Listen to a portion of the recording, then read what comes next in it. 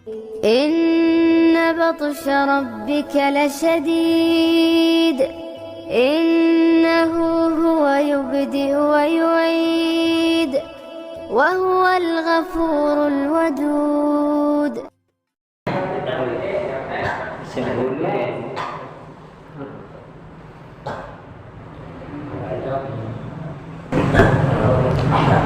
Sambil mulainya.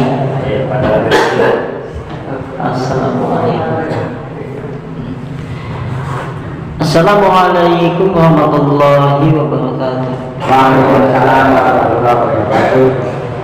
Alhamdulillah innal hamdalillah nahmaduhu wa nasta'inuhu wa nastaghfiruh wa na'udzu billahi min shururi anfusina wa min sayyi'ati a'malina may yahdihillahu fala mudilla lahu wa may yudlilhu fala hadiya lahu. Asyhadu an la ilaha illallah wahdahu wa asyhadu anna Muhammadan abduhu wa rasuluhu la nabiyya wa rasula ba'da. Waqad qala Allah ta'ala fi kitabihil karim ya ayyuhalladzina amanu taqullaha haqqa tuqatih wa la tamutunna illa wa antum muslimun. Ikhwan wa ikhwat fillah rahimani rahimakumullah ta'ala jami'an ahli ta'lim yang semoga senantiasa dirahmati oleh Allah Subhanahu wa ta'ala. Tentunya kita memuji kepada Allah karena hakikat semua bentuk segala puja dan pujian milik Allah, untuk Allah dan karena Allah Subhanahu wa ta'ala. Salam dan juga selawat tetap tercurah kepada uswah sekaligus juga qudwah itu Rasulullah sallallahu alaihi wasallam, dan kita semuanya berharap kepada Allah semoga Allah melimpahkan rahmat, karunia, inayah serta hidayah taufik kepada kita seluruhnya, sehingga Allah memberikan istiqomah untuk mengikuti risalah Islam di atas titian risalah tauhid sampai kemudian kita semuanya kembali kepada Allah Subhanahu wa ta'ala. Allahumma amin. Sampai di mana Ibnu Jarir. Oh, sampai itu ya. Ibnu Jarir sanad Sufyan ya. Ya. Bismillahirrahmanirrahim. Masih di bab, yaitu babnya ini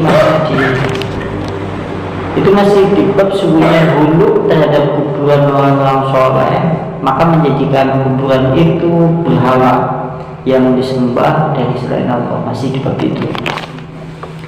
itu sampai pada kalimat walibni Jarir, itu dari Ibnu Jarir dengan sanadnya dari Sufyan, sanadnya dari Sufyan, dari Mansur wa Mujahid, dari Mujahid, tentang firman Allah Subhanahu wa ta'ala, tentang firman Allah Subhanahu wa ta'ala, yaitu Allah Subhanahu wa ta'ala berfirman afara'aitumul lata wal uzza, maka apakah kalian semuanya wahai orang musyrik, yaitu al-lata menganggap yaitu berhala Lata, wal uzza dan berhala Uzza.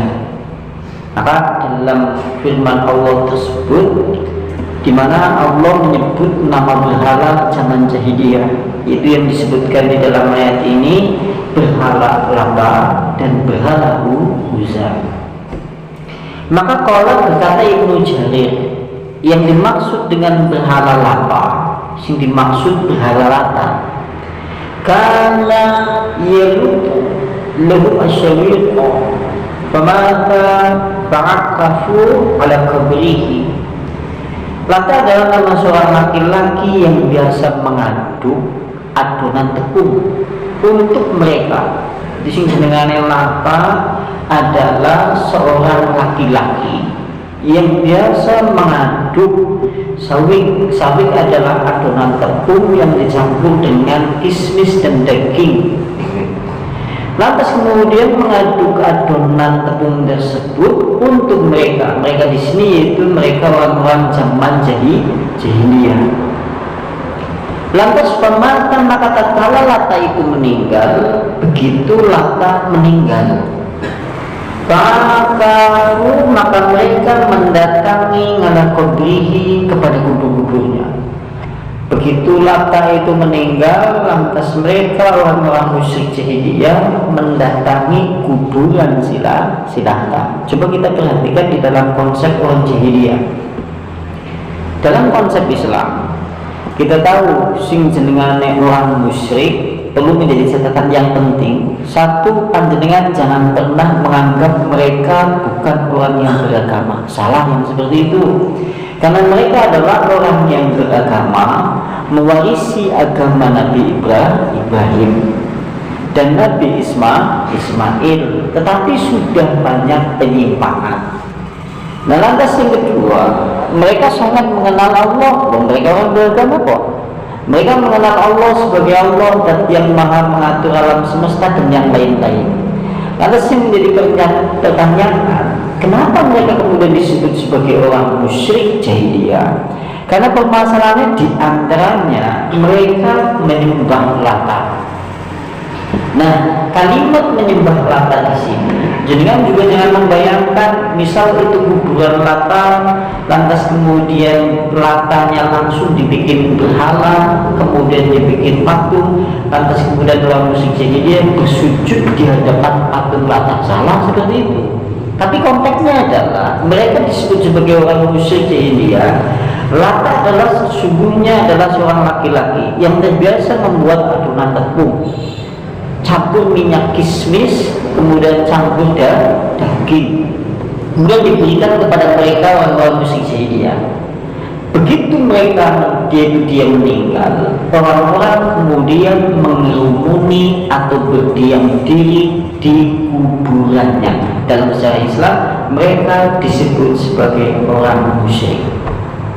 Mereka disebut sebagai orang musyrik. Nah, makanya dia berikan di dalam Al-Quran, itu, apakah kamu semuanya pernah melihat berhala Lata, berhala Uzza?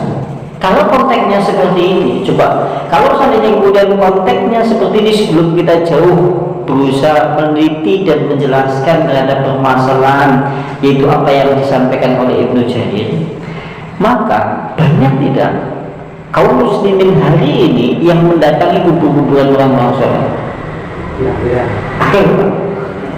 Padahal kalau kita melihat seperti ini tidak ditafsir pun, kalau ditafsir pun kita tahu kok.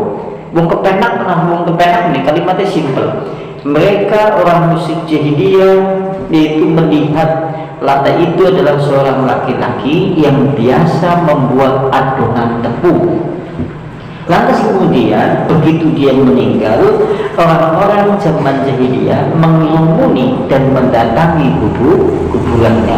Dalam bahasa Islam mereka disebut sebagai orang musyrik jahiliyah. Coba kita lihat zaman sekarang kita hidup hari ini, berapa kaum muslimin yang tertipu, atau berapa kaum muslimin yang hari ini tersesat, berapa kaum muslimin hari ini yang kemudian terjebak di dalam lembah kesirikan yang seperti ini. Kaum muslimin hari ini memiliki kuburan orang-orang soleh bahkan di tiap-tiap negeri, baik di Indonesia ataupun di tempat-tempat yang lain. Kita lihat kuburan orang-orang soleh dibangun dengan betapa megahnya. Lantas yang lebih anehnya lagi, setiap bulan, setiap tahun atau hampir setiap sering kali kemudian mereka berkunjung mengunjungi kuburan orang-orang soleh itu dengan maksud mengambil berkah, dengan maksud kemudian mengagungkan kepada penghuni kubur. Bukankah yang seperti ini?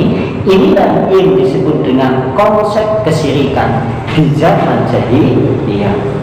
Bukankah yang seperti ini yang menyebabkan wong terjerumus di dalam syirik jahiliyah? Nauzubillahi min dzalik.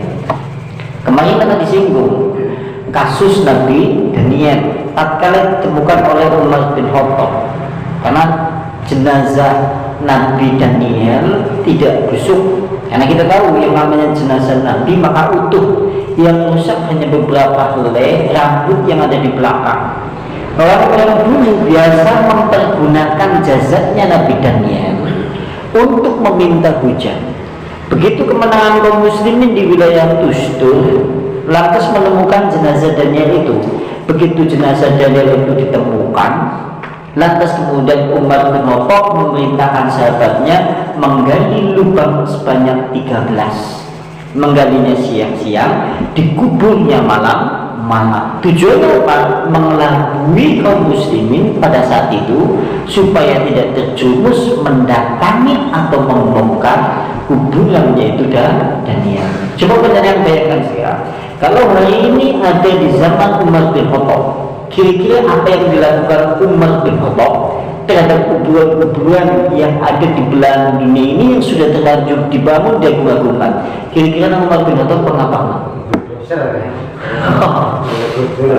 Ngomongnya nih, ini dikatakan karena itulah sumber dari kesirikan masalahnya. Dan manusia yang lebih parahnya lagi nganggap itu adalah ibadah.